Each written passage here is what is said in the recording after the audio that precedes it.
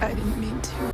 The year 2025 brought a lot of good horror movies, in my opinion. I know there's going to be a lot of people who disagree with me, but I have gathered a list of all the ones that I thought had potential to be in the top 10 horror movies of 2025.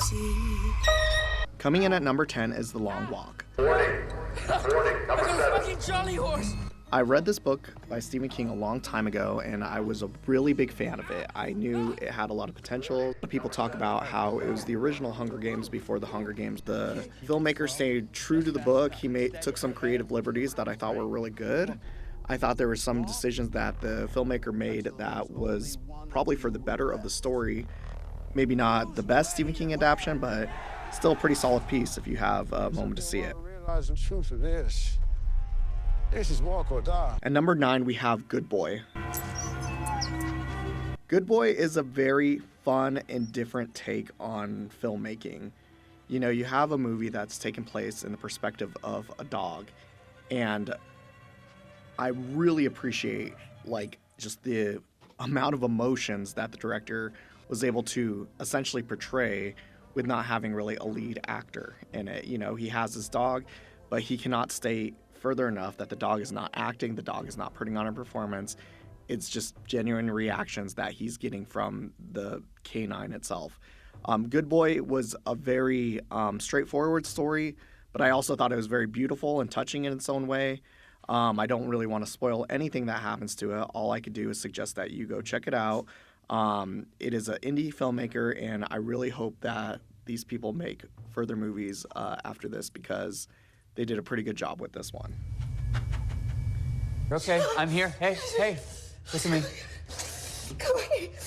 I have my hands tied. Number 8, we have Companion, which is potentially the funniest horror movie that got released in 2025. We have really great performances. She's a hidden gem, man. She does such a good job. She was also in a movie called Heretic. It's one of those things that I would suggest not watching the trailer if you don't know anything about Companion. Try to go into it as blind as possible.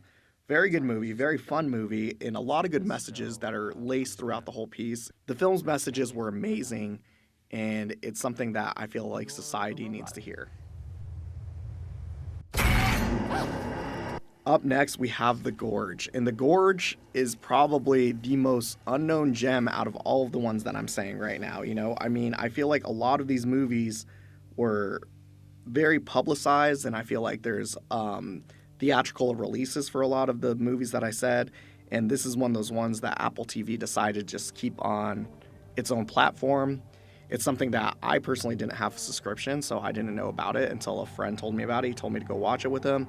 And The Gorge is a very, very good movie. It is so well done. It is like action, it is suspense, it is drama, it is horror for sure. But you have all these other elements and great performances, by both leads. So I feel it's a movie that went under the radar, not talked about enough.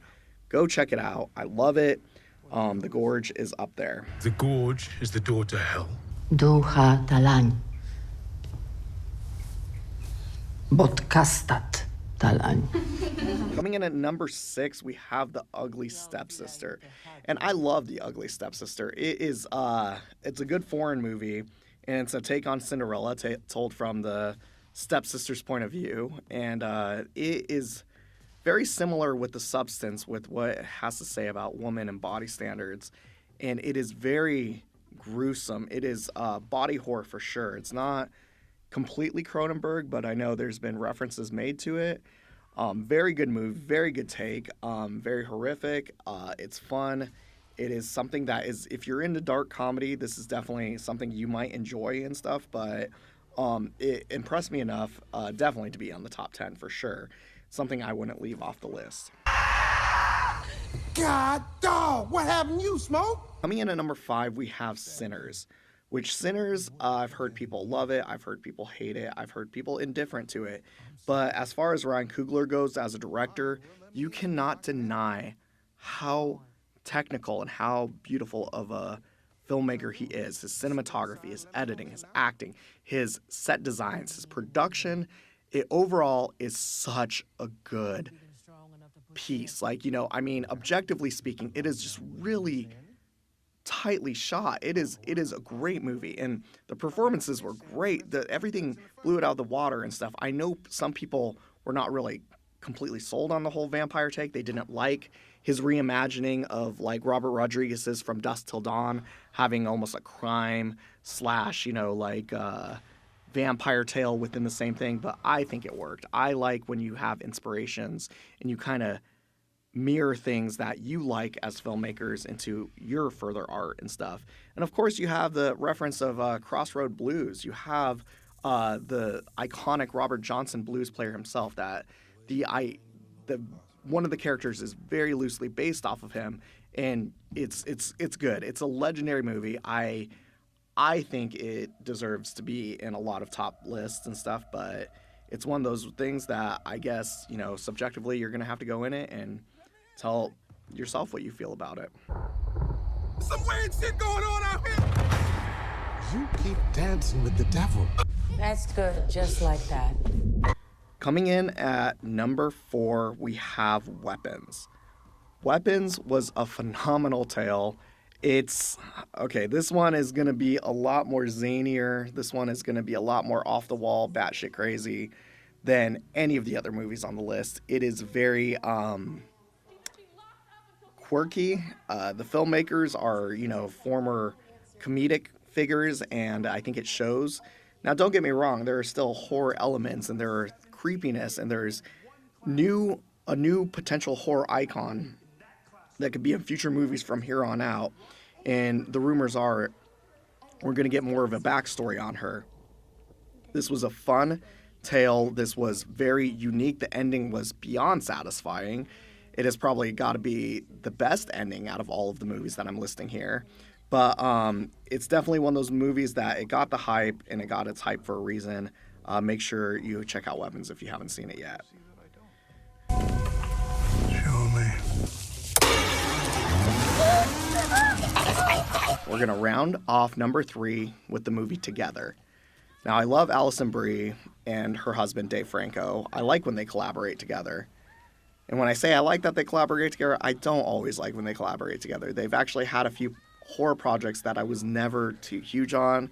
It was low production quality, but this one, it's very interesting. It was independently made, and it was unique within its budget, and the concept of codependency is put on display full blast here. You have to love what kind of messages are being laced throughout this whole movie, and the idea of a lot of these people getting these romantic partners, a lot of these people just like, you know, becoming so dependent on their significant other that it's almost like they can't be their own individual person without them. Ending, very fucking odd. I guess I'll just leave it at that. But yeah, make sure you check out Together. This ain't no game. This ain't a game, man. This is everything.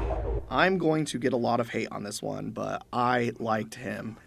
I didn't just like him, I loved him. I thought Him was a great movie. It wasn't necessarily a Jordan Peele movie. It was something that he produced, gave the funding for, and I don't know if people just went into it and wanted Jordan Peele, and it wasn't Jordan Peele, so they got a lot of hate with it. And don't get me wrong, it's not without its flaws, but I thought it was a movie that really went over the ideas of obsession and went over the ideas of vanity, the level of commitment. Now, I will say a lot of the haters that didn't like the movie, I listened to them, I appreciate the words they say, and I do understand that like there are things they could have taken further, or there's more psychological turns that they could have further exploited, but I liked it. I liked the shots, I loved the filming, I loved the acting. I thought this was a great movie. I want sports horror to be a new thing going forward.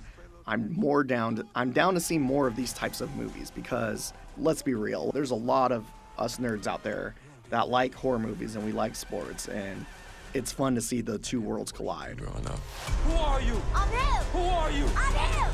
My time. Before we get into my favorite movie of 2025, let's go into some honorable mentions. Hello, Finney. We're going to start with the Black Phone 2. I loved the fact that Black Phone 2 creates Grabber as a new horror icon, if you will. I thoroughly believe every decade should have their own horror icons. You have Jigsaw, you know, in the zeros. You have Ghostface in the 90s. You got Chucky and countless others in the 80s. I always think it's great that new horror icons are introduced. So you have the Grabber, Ethan Hawke, phenomenal actor. And it's one of those movies I guess I went into with low expectations, and it went above what I thought it would be. Meet you, Phil. Turn around and leave this place and never come back. It's for the best. So The Surfer's really weird. Normally, I am not a fan of stories that are not concrete. I'm not a fan of when things get so abstract you don't know what's going on inside your head and what's not. But I feel like in a movie like this, it's actually done pretty well. And Nicolas Cage has a great performance. It's one of the last performances we see by Julian. And it was a very good movie. It's a very frustrating movie to watch, obviously, if you want to see, like, you know, the villains, you know, like, kind of getting taken care of and stuff. But definitely a movie. I've heard one of my good friends, Hunter, says this is one of his top one of the year. I mean, it's within my top 15, I guess. But yeah, it's a very weird movie. It's an experience. But yeah, I suggest you go check it out.